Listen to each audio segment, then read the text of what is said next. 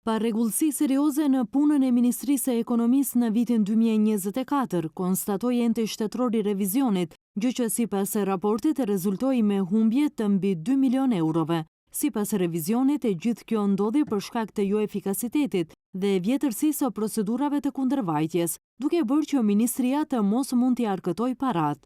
Deri në nëntor 2024 për shkak të vjetërsisë së kërkesave për fillimin e procedurave për kundërvajtje, Komisioni miratoi 1534 akt vendime për ndalimin e procedurave për kundërvajtje, të cilat quan në më pak të ardhurat të mbledhura në buxhetin e shtetit në shumën prej 127.721.000 denar, përkatësisht 2.078.000 euro.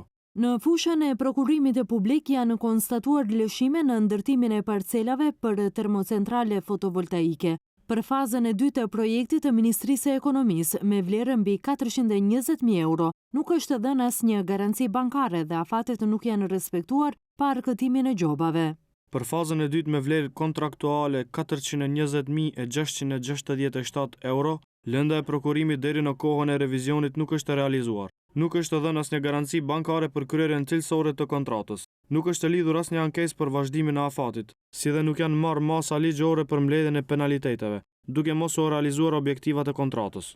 Raporti referohet te viti 2024, kur në gjysmën e parë, pra në 6 muajt e parë, Ministri i Ekonomisë ishte Kreshnik Bekteshi, ndërsa që nga qershori i vitit 2024, Besar Durmishi është në këtë pozitë.